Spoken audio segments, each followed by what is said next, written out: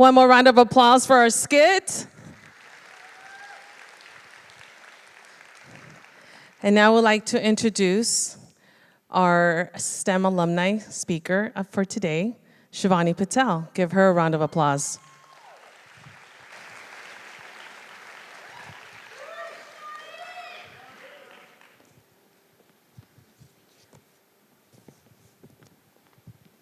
Hello, everybody. How are we all doing today? Good? You can hear me, right? Awesome. All right, Yannette, thank you for the beautiful introduction. I really appreciated that. And thank you to the entire STEM team for putting together that skit because they did an amazing job and they all worked really hard. So, for those of you who don't know me, I'm Shivani and I'm a STEM Scholar alumni. I graduated Cypress College in May of 2018 with my associate's degree, and I transferred to UCI in pursuit of my bachelor's degree in public health sciences. If you're brand new to STEM, then you probably don't know me, and you've probably never seen me before. But if you have been in STEM for a while, there's a chance you've seen me before. In the summer research video of 2018, I was featured in it.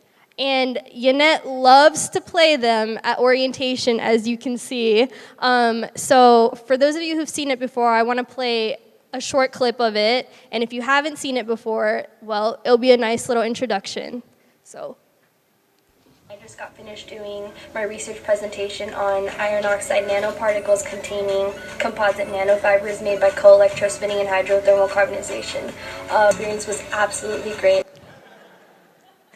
So that was me, and as you can see, I had an insanely long title. I don't know why, but I did. And then at the end, that was one of my best friends, Amanda Macias, who is also a STEM Scholar alumni. So, enough about that for a little bit. I want to tell my story from the very beginning, from before STEM was even a part of my life. So, after high school, I chose to go directly to Cypress College, and I wasn't part of STEM. I actually didn't even know what I was doing at all.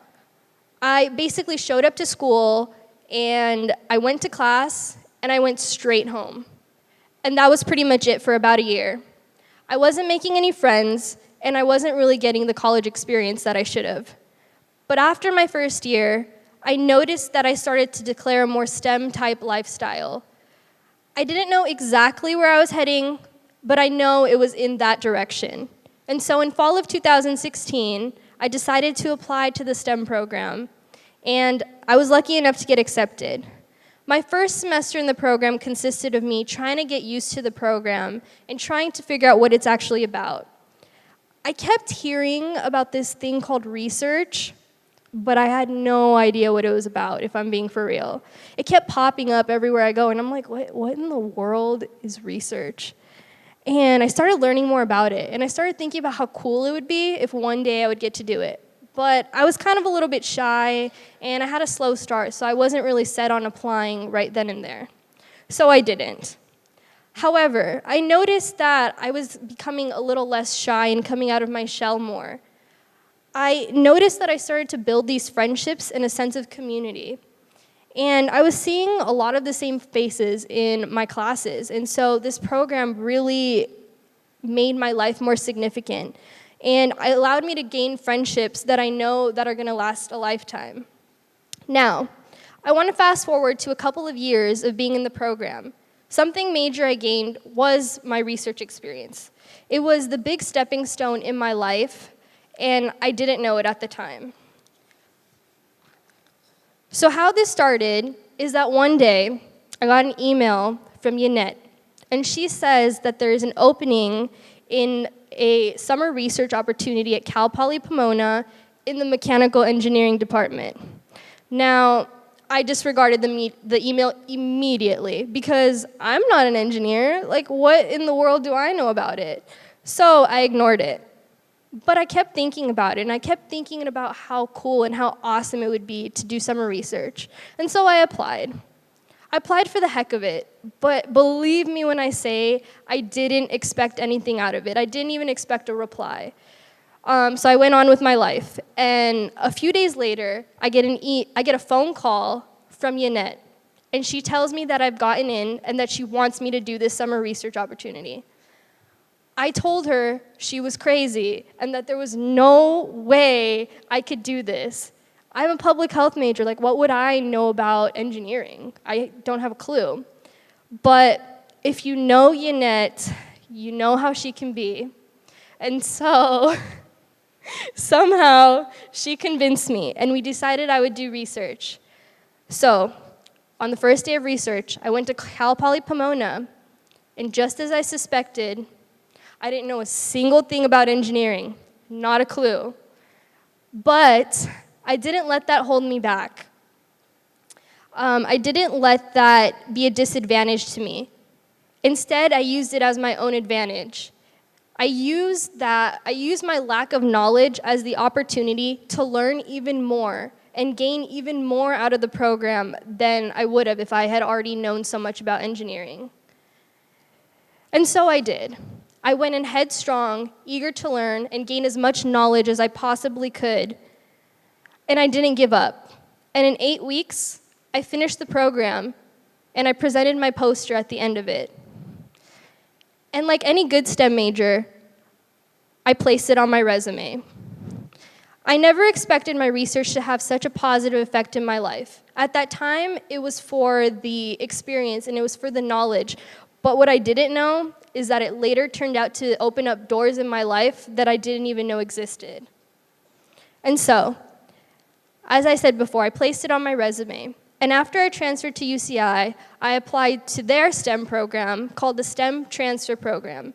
And I got in. And only 30 to 40 transfer students get in every year. Something else that came about it was that I was actually able to land research in the Public Health Honors Research Program at UCI, where only 15, that's correct, 15 out of the few hundred that apply get in.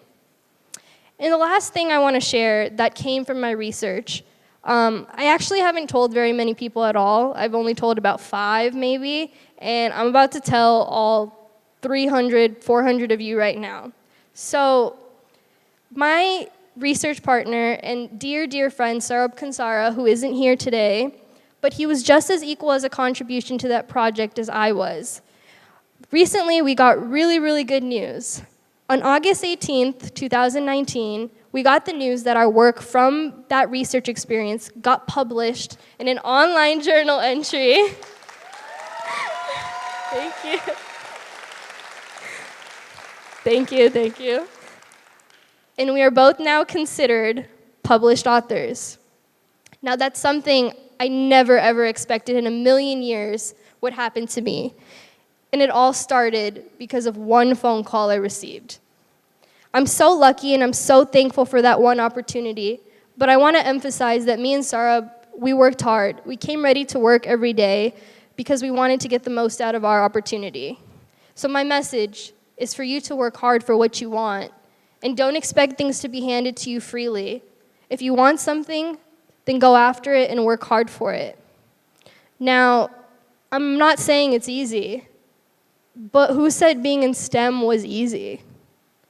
No one in their right mind would say STEM is easy if they've experienced it themselves.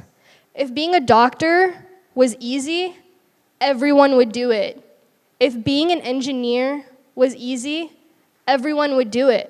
The thing is, it's not easy, but it is gratifying, it is fulfilling, and it is the most rewarding field you could ever be a part of. It's full of struggles, but your struggles are what make your successes that much more rewarding. Your struggles are what make you appreciate your successes that much more. It's also so important to be passionate and to find out what your passion in life is, because your passion is what will motivate you. Your passion is what will drive you when you need it the most, and it'll push you beyond limits you didn't even know you had. Now again, the route to your passion probably won't be easy. I've had my fair share of struggles, and I certainly can't share every single one with you guys, but I'll share one. For example, one of my struggles I encountered after I transferred to UCI was trying to get through the big, bad organic chemistry series. For me, that was the most academically challenging series I've ever encountered. And there were days that out of frustration and out of anger that I've slammed my textbook shut and I've thrown my notebook across the room aggressively. And I would yell and I would scream out of all this frustration of not understanding this material. But after I let all of those emotions out, I start to think more clearly, and I start to remind myself why it is I'm doing what I'm doing. I remind myself of my passion, and I remind myself of my dream goals and my dream career. And I remind myself that in order for me to get there, I have to do organic chemistry. In order for me to get to what I want to do later in life, I have to do organic chemistry now. And so I walk across the room and I pick up my notebook that I've thrown across quite aggressively, and I open it back up and I continue to study and finish all the work that I've started. And slowly by slowly, as the year goes by, I was able to get through it, and I finished organic chemistry this past June. And it certainly wasn't easy, but it was doable as long as I kept reminding myself what I was passionate about. And that's why it's so important to have a passion and to continue to chase it. On days when your alarm clock goes off at 6 o'clock in the morning and the last thing you want to do is get out of bed and go to class, remind yourself of your passion. Because if you're truly passionate, you will get out of bed and go to class. And I am coming towards the end of my speech, but I do want to share a quote with you that kind of sums up what I was saying. And so it says, "Find your passion. Figure out who you want to be, what you want to do, what inspires you and gets you up in the morning eager to start the day. And then figure out how you can get there, what it would take to be that person, and then do it." Now, I am at the end of my speech, but before I go, I do want to say thank you all so much for being such a great audience, and I want to say the best of luck to all of you STEM scholars. You all can do it. Believe in yourself. Trust me, you can do it. And good luck with all of your future endeavors. And I want to say thank you to Yannette, to Rosa, and the whole STEM team for having me up here. It was truly an honor. If you would have told me 3 years ago that I would be up on a stage in front of 300, 400 people telling my story, I would have laughed at you and I would have told you were crazy. But I guess that's just the power of STEM. So if you have questions for me, just find me afterwards. And that's all I have for you today. Thank you so much.